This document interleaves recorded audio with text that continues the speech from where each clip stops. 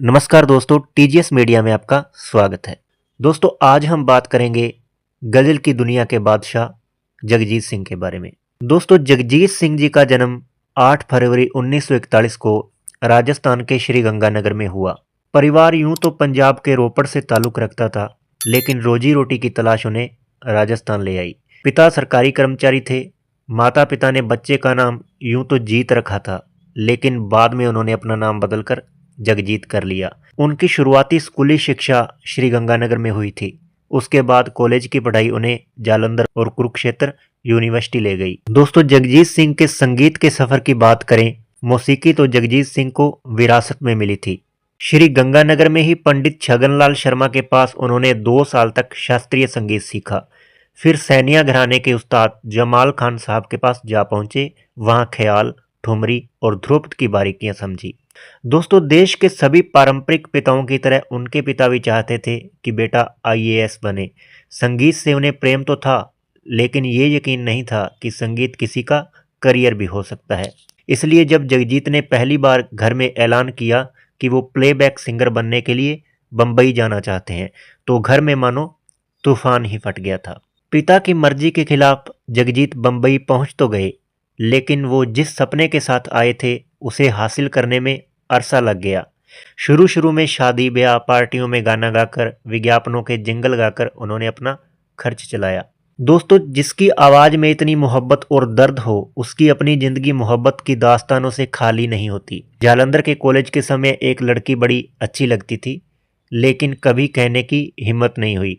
Cycle से college जाते हुए हर बार उस लड़की के घर के सामने उनके साइकिल की चैन उतर जाती या टायर की हवा निकल जाती, इस उम्मीद में कि क्या पता उसकी एक झलक देखने को मिल जाए। ये मोहब्बत बस यूं दूर दूर से देखा देखी में ही सिमट कर रह गई। फिर वक्त का पहिया घूमा और जगजीत बम्बई आ गए। यहाँ उनकी मुलाकात चित्रा से हुई। चित्रा ब्रिटानिया कंपनी के बड़े अधिकारी देबू प्रसाद दत्ता की बीवी थी और उनकी एक बेटी भी थी। वह जगजीत के संघर्ष के दिन थे। एक रिकॉर्डिंग स्टूडियो में दोनों की पहली मुलाकात हुई। चित्रा की शादी पहले ही मुश्किल दौर से गुजर रही थी। दोनों एक दूसरे के करीब आ गए और उन्होंने शादी कर ली। दोस्तों, जगजीत सिंह की जिंदगी का सबसे मुश्किल दौर वह था जब उनके बेटे का अचानक कार एक्सीडेंट हो गया और मौत हो गई।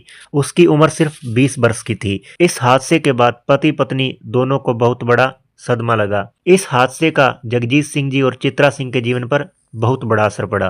पत्नी चित्रा ने तो हादसे के बाद गाना ही छोड़ दिया और जगजीत सिंह जी ने भी बाकी की बची उम्र उस सदमे में बाहर निकालने में गुजार दी। दोस्तों, 1 साल तक जगजीत सिंह जी संगीत से दूर रहे और 1 साल बाद धीरे धीरे संगीत की ओर वापसी की शुरुआत की। धीरे धीरे वापसी की शुरुआत हुई तो एक हादसे ने उनकी बची खुची उम्मीद भी छीन ली। उनकी बेटी ने आत्महत्या कर ली। उसके बाद तो जगजीत सिंह जी आध्यात्म की तरफ ही मुड़ गए। ईश्वर में अपने दुखों से निजात की राह ढूंढने में लग गए।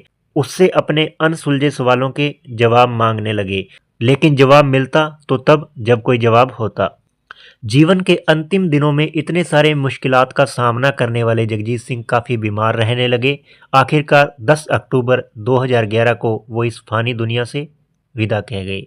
दोस्तों, ये संगीत की दुनिया की एक ऐसी क्षति थी जिसकी भरपाई कर पाना बहुत मुश्किल है।